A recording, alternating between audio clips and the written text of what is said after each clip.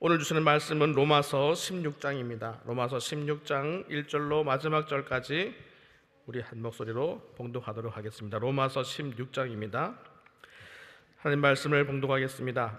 내가 겐그레아 교회의 일꾼으로 있는 우리 자매 베베를 너희에게 천거하노니 너희가 주 안에서 성도들의 합당한 예절로 그를 영접하고 무엇이든지 그에게 소용되는 바를 도와줄지니 이는 그가 여러 사람과 나의 보호자가 되었음이니라. 너희가 그리스도 예수 안에서 나의 동력자들인 브리스가와 아골라에게 문안하라. 저희는 내 목숨을 위하여 자기의 목이라도 내어놓았나니 나뿐 아니라 이방인의 모든 교회도 저희에게 감사하느니라. 또 저희 교회에게도 문안하라. 나의 사랑하는 에베네도에게 문안하라. 저는 아시아에서 그리스도께 처음 익은 열매니라. 너희를 위하여 많이 수고한 마리아에게 문안하라. 내 친척이요 나와 함께 갇혔던 안드로니고와 유니아에게 문안하라. 저희는 사도에게 유명히 여김을 받고 또한 나보다 먼저 그리스도 안에 있는 자라. 또 주 안에서 내 사랑하는 암블리아에게 문안하라. 그리스도 안에서 우리의 동역자인 우르바노와 나의 사랑하는 스타구에게 문안하라. 그리스도 안에서 인정함을 받은 아벨리에게 문안하라. 아리스토블로의 권속에게 문안하라. 내 친척 헤로디온에게 문안하라. 나기수의 권속 중 주 안에 있는 자들에게 문안하라. 주 안에서 수고한 두루베나와 두루보사에게 문안하라. 주 안에서 많이 수고하고 사랑하는 보시에게 문안하라. 주 안에서 택하심을 입은 루포와 그 어머니에게 문안하라.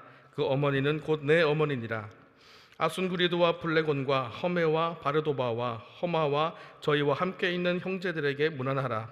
빌롤로고와 율리아와 또 네레오와 그 자매와 올룸바와 저희와 함께 있는 모든 성도에게 문안하라. 너희가 거룩하게 입맞춤으로 서로 문안하라. 그리스도의 모든 교회가 다 너희에게 문안하느니라. 형제들아, 내가 너희를 권하노니 너희 교훈을 거스려 분쟁을 일으키고 거치게 하는 자들을 살피고 저희에게서 떠나라. 이 같은 자들은 우리 주 그리스도를 섬기지 아니하고 다만 자기의 배만 섬기나니 공교하고 아첨하는 말로 순진한 자들의 마음을 미혹하느니라. 너희 순종함이 모든 사람에게 들리는지라. 그러므로 내가 너희를 인하여 기뻐하노니 너희의 선한 데 지혜롭고 악한 데 미련하기를 원하노라. 평강의 하나님께서 속히 사단을 너희 발 아래 상하게 하시리라. 우리 주 예수의 은혜가 너희에게 있을지어다. 나의 동역자 디모데와 나의 친척 누기오와 야손과 소시바더가 너희에게 문안하느니라. 이 편지를 대서하는 나 더디오도 주 안에서 너희에게 문안하노라. 나와 온 교회 식조인 가이오도 너희에게 문안하고 이 성의 제무 에라스도와 형제 구아도도 너희에게 문안하느니라. 나의 복음과 예수 그리스도를 전파함은 영세전부터 감추었다가 이제는 나타내신 바 되었으며 영원하신 하나님의 명을 쫓아 선지자들의 글로 말미암아 모든 민족에게 믿어 순종케 하시려고 알게 하신 바 그 비밀의 계시를 쫓아 된 것이니 이 복음으로 너희를 능히 견고케 하실 지혜로우신 하나님께 예수 그리스도로 말미암아 영광이 세세 무궁토록 있을지어다. 아멘. 효와 행복, 오늘의 제목은 열린 교회에 함께하는 교회입니다. 우리 요절 말씀을 함께 읽겠습니다. 너희가 거룩하게 입맞춤으로 서로 문안하라. 그리스도의 모든 교회가 다 너희에게 문안하느니라. 아멘. 사도 바울은 사랑이 담긴 문안 인사로 로마서를 마무리한다. 본장에서 사도 바울이 언급한 사람 중에서 26명은 로마 성도이며 9명은 고린도 교회 성도다. 우리는 이 문안 인사를 통해 주님 안에서 한 가족이 된 형제, 자매들의 따뜻한 사랑을 엿볼 수 있다. 또한 거론된 이름을 통해 당시 로마 교회의 두 가지 특징을 찾아볼 수 있다. 첫째, 로마 교회에는 다양성이 있다.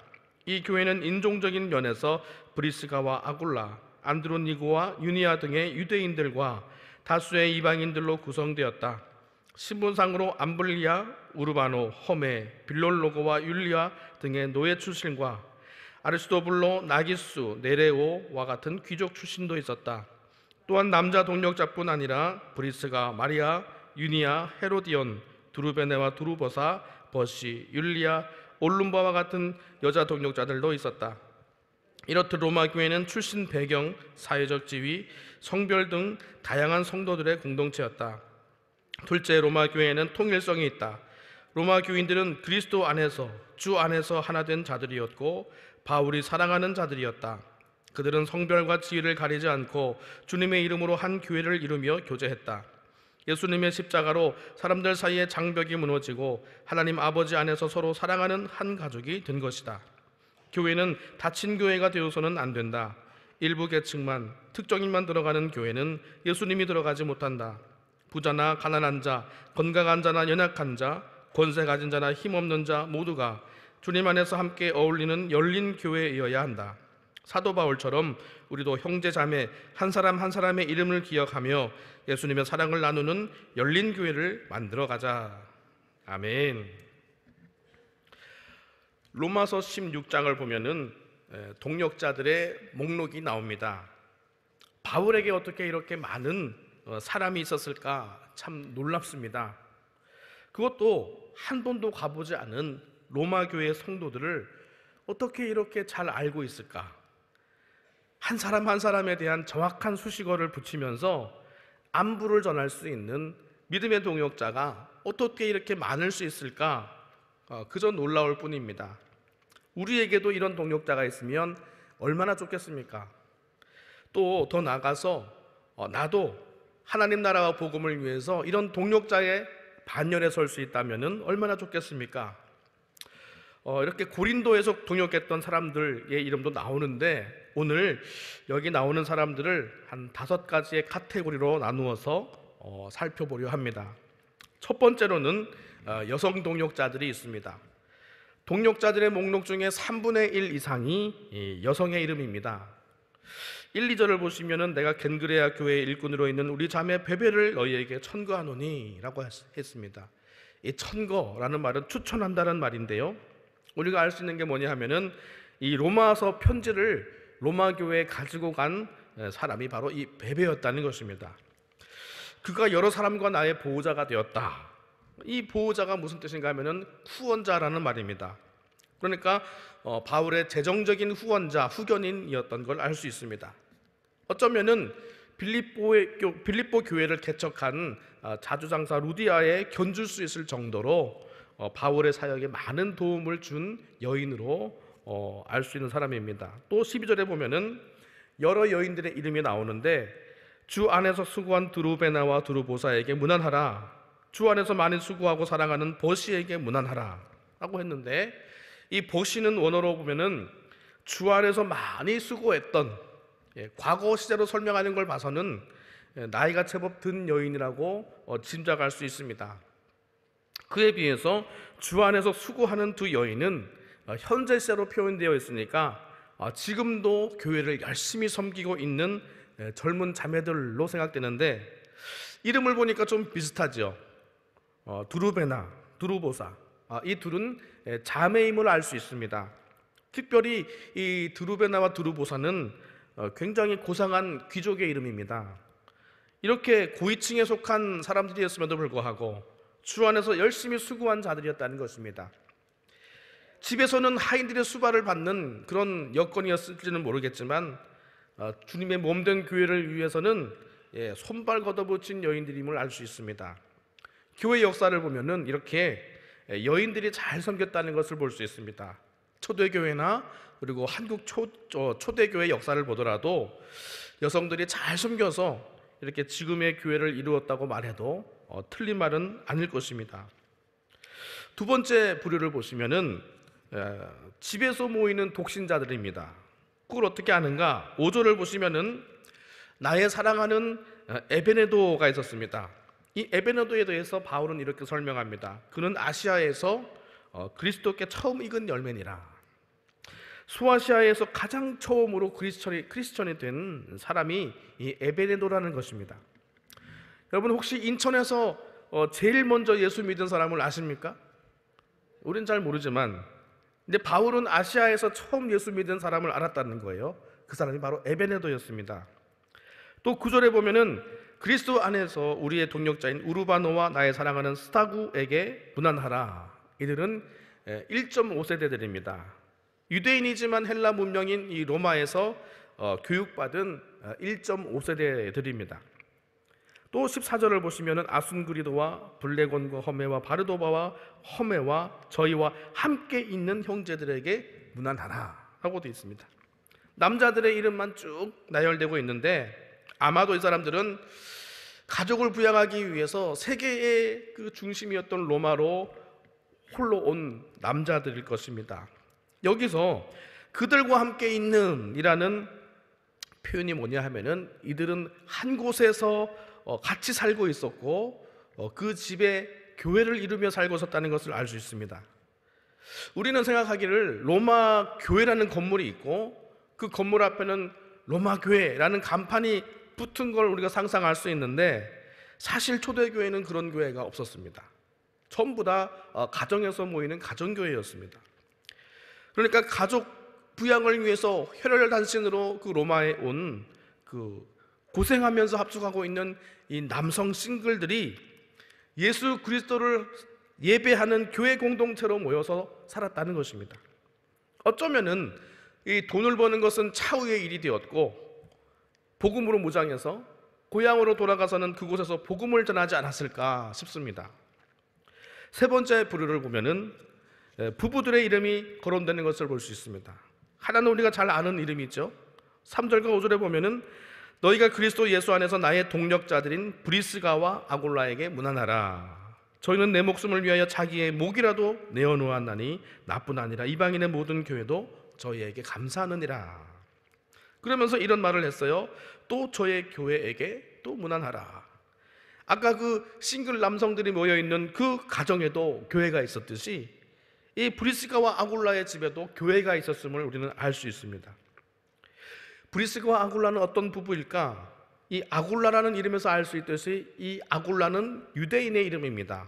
그 본도 출신인 유대인입니다. 그리고 이 브리스길라는 로마 여자입니다. 이들은 소위 국제 결혼을 한 사람들입니다. 이들은 로마에서 살고 있었는데 주 49년 글라우디아 황제가 모든 유대인들은 로마에서 나가라 하는 칙령을 내려서 추방당했습니다. 그래서 그들은 로마를 떠나서 정착한 곳이 바로 고린도였습니다. 거기에서 이들은 텐트를 만들면서 정착했는데 그 후 추후 51년 즉 2년 후에 사도 바울이 2차 전도 여행으로 온 곳이 바로 이 고린도입니다. 그러니까 우연히 이 장막 만드는 기술자인 바울과 협업하다가 이제 신앙에 대해서 듣게 되고 제자 훈련을 받게 되었죠. 그리고 나서 이 글라우디아 황제가 죽자 다시 이 부부는 로마로 돌아갔습니다. 그러니까 이제 지금 로마는 로마 교회의 이 사도 바울이 그들에게 지금 문안하고 있는 것입니다. 근데 많은 분들이 궁금해하는데 사도행전에 처음에는 아굴라와 브리스가 이렇게 나왔거든요. 근데 나중에는 브리스길라와 아굴라 이렇게 순서가 바뀝니다. 나중에는 이 부인의 이름이 먼저 나오는 걸 볼 수 있어요. 왜 그랬을까? 많은 학자들이 생각하기를 아마도 이 브리스가가 교회에서 더 중요한 역할을 맡지 않았을까 그렇게 이제 추측을 합니다. 그런데 우리가 오늘 본문만 보자면은 이 부부는 바울을 위해서 자기의 목까지도 내어놓았다라고 얘기하거든요. 아마도 제가 생각하기로는 목숨을 내놓기까지 해야 되는 그 순간에 이 남편 아굴라는 주저주저 했을 것 같습니다. 그런데 이 브리스길라가 우리가 합시다 그렇게 저는 나섰다고 생각합니다. 그런 이 부부가 바울에게 얼마나 귀한 부부였을까요? 그리고 또 한 부부가 소개됩니다. 7절을 보시면은 내 친척이요 나와 함께 갇혔던 안드로니고와 유니아에게 문안하라. 저희는 사도에게 유명히 여김을 받고 또한 나보다 먼저 그리스도 안에 있는 자라. 여기서 이 친척이라는 말까지 쓰고 있는데 이것은 혈육이라는 의미가 아니고 그만큼 사도 바울과 사이가 각별했다는 말입니다. 왜 그랬을까? 이 부부는 바울과 함께 감옥까지 동참한 사람들이라는 것입니다. 여러분 상상해 보세요. 목숨 걸었던 브리스길라와 아굴라 부부, 그리고 함께 감옥까지 갔던 안드로니고와 유니아 부부, 이들과 이 바울의 관계가 얼마나 끈끈했을까? 바울은 이 부부들만 생각하면은 오늘 죽어도 좋다 하고 뛰었을 것 같습니다. 이게 사역자의 마음이에요. 사역자를 위해서 이렇게 돕고 내가 하루도 빠짐없이 기도로 무릎 꿇겠다 하고 서원하고 후원하고 이렇게 기도해 주면은 내가 이 일을 하다가 죽어도 괜찮다 하고 뛸 것 같습니다. 정말 부러운 모습이 아닐 수 없습니다. 그리고 네 번째로 또 한 그룹이 등장합니다. 가장 많은 사람이 여기 속해 있어요. 어떤 사람들인가 하면은 바로 노예들이었습니다. 고위층에 있는 사람들도 있었지만 이 노예 출신들이 더 많았어요. 예를 들면은 8절에 나오는 암블리아 같은 사람도 노예입니다. 어떻게 하냐고요? 성서고고학에서 연구된 자료들이 많습니다. 무덤들을 발굴하고 나면은 귀족들의 무덤도 있고요. 그러니까 귀족들의 이름이 쭉 나오겠죠. 그리고 이름이 하나밖에 없는 가난한 사람들의 무덤도 있어요. 이런 이름들은 노예들의 이름이구나 하는 것이 다 연구로 나와 있습니다. 10절에서 11절에 보면 아벨레라는 이름이 나옵니다. 그에게도 바울이 문안하는데 이 아벨레가 누구냐? 아리스토블로의 권속이었다라고 기록되어 있습니다. 그 당시 이 노예들의 주인이 만약 상속자가 없이 죽게 되면 어떻게 되냐면은 그 모든 주인의 재산이 국가로 이제 귀속이 됩니다. 근데 이 노예들도 재산에 속했거든요. 아벨레의 경우에는 이 황제의 친족에게 귀속되었다는 걸 알 수 있습니다. 이 아리스토블로의 권속이라고 했는데 아리스토블로가 누구냐 하면은 예수님 오셨을 때 바로 그 어린 아이를 죽였던 헤롯 대제의 손자입니다.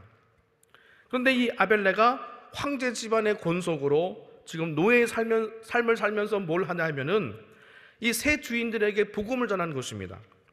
그래서 여기 또 내 친척이라고 바울이 소개하는 이 헤로디온, 벌써부터 이 헤롯 가문의 냄새가 나지 않습니까?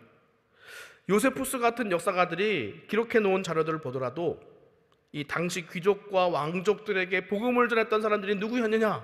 바로 이 노예들과 여인들이었다는 것을 알 수 있습니다. 그리고 15절을 보세요. 빌롤로그와 율리아와 또 네레오와 그 자매와 올lum바와 저희와 함께 있는 모든 성도에게 문안하라. 여기에 나오는 노예 중 특이한 이름이 네레오입니다. 네레오라는 노예는 굉장히 유명한 노예였습니다. 주인이 누구였냐 하면 클레몬스라는 로마 영사였습니다. 그 당시 이 로마의 두 아들이 도미티안 황제의 뒤를 이을 것이라는 그런 주목받던 유력한 자들이었습니다.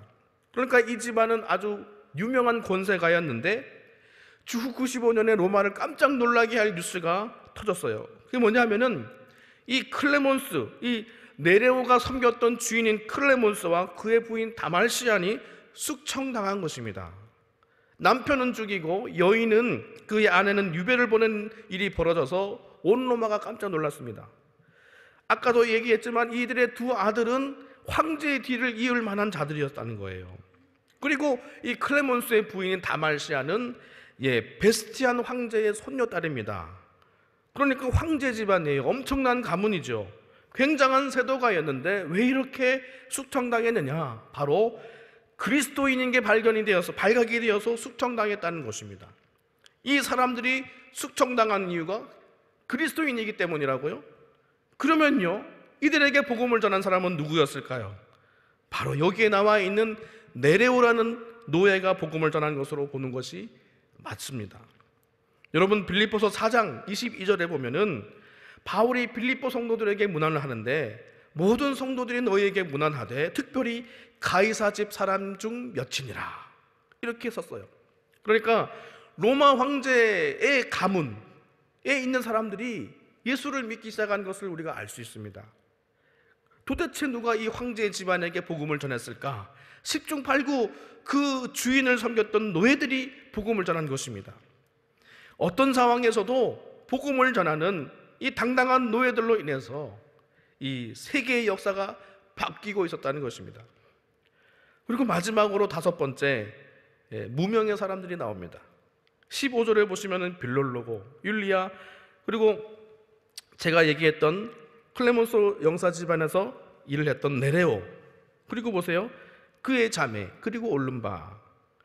여러분, 이름을 열거하는데요, 이름을 열거하다가 그의 자매라고만 말하고 말았습니다. 네레오의 여동생의 이름을 적으려고 하다가 그냥 그의 자매라고만 했어요. 그럼 왜 그럴까요? 이건 어떤 주석에도 안 나와요. 그런데 놀라운 걸 제가 발견했습니다. 뭔지 아세요? 바울이 이 자매의 이름을 까먹은 거예요. 뭘 보고 알 수 있느냐? 절 보면 알 수 있어요. 제가 성도들 기도하다가 이름을 잘 까먹거든요. 까먹었어요. 분명히 바울은 까먹었습니다. 그럼 어떻게 하냐고요? 이름은 까먹었는데 이 자매를 편지에 쓰지 않을 수 없었어요. 그만큼 소중한 사람이 바로 이 자매였다는 거예요. 여러분 보세요. 네레오와 그의 자매, 바울도 까먹었습니다. 얼마나 이게 은혜가 되는지. 여러분, 그래서 목회자가 여러분의 이름을 기억하지 못하더라도 실망하지 마십시오. 나는 무명의 성도라고 해서 아무 헌신도 안 하시겠다고요? 그러지 마세요. 바울이 그래도 그의 자매하고 기억하고 있잖아요.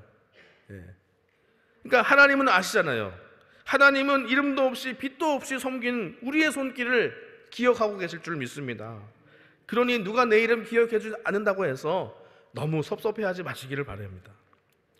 말씀을 정리하겠습니다. 사도 바울은 어떻게 이렇게 각계각층의 다양한 성도의 사람들을 알 수 있었을까? 어떻게 그들의 이름을 열거하면서 그들이 어떤 사람인지를 이렇게 세세하게 언급할 수 있었을까? 이들의 신앙 안에서의 교제가 참으로 놀랍습니다. 정말 이런 동역자들이 내게 있었으면 좋겠다 하는 소원도 있고요. 또 반대로 나도 주님의 나라와 주의 몸된 교회를 위해서 이렇게 협력하는 동역자가 될 수 있으면 얼마나 좋을까 하는 소망이 있습니다. 이름을 잊어버린 자매로부터 시작해서 가족들을 위해서 희생하러 온 그 자리에서 하나님 나라에 헌신하는 싱글 남성들, 그리고 교회를 위해서 기꺼이 고난받고 내 목까지도 내어놓는 부부들, 비록 노예의 신분이었지만 거기에 주저앉지 않고 황제와 귀족들에게 복음을 당당하게 전해서 마침내 로마를 복음으로 바꾸어 놓았던 당당한 하나님의 사람들, 이 수많은 자들이 바로 복음의 동역자들이었던 것입니다. 사랑하는 성도 여러분, 저와 여러분들도 바로 이런 동역자들의 하나가 될 수 있지 않겠습니까? 자신의 형편을 변명하기보다는 어떤 형편에서든지 이 복음의 역군으로 하나님 나라를 세워가시는 신실한 주의 백성들이 다 될 수 있기를 바랍니다. 저와 여러분 모두 그런 헌신자로 설 수 있기를 주님의 이름으로 축원드립니다. 기도하겠습니다. 고마우신 아버지, 오늘도 주님께서 주시는 메시지로 다시 한번 도전받습니다. 주님, 정말 복음이 우리에게 오기까지 얼마나 많은 피와 땀이 있었는지, 그리고 그 말씀이 로마 제국을 뒤집었고 유럽의 대륙의 역사를 바꾸었으며 오늘도 우리의 심령을 도전하는 새로운 메시지로 우리에게 다가왔음을 깨닫고 감사드립니다. 하나님, 우리도 각자의 형편에서 최선을 다해서 복음의 역군으로 하나님의 귀한 믿음의 동력자로 서게 하여 주시옵소서. 우리 소망 되신 예수 그리스도 이름으로 간절히 기도하옵나이다. 아멘.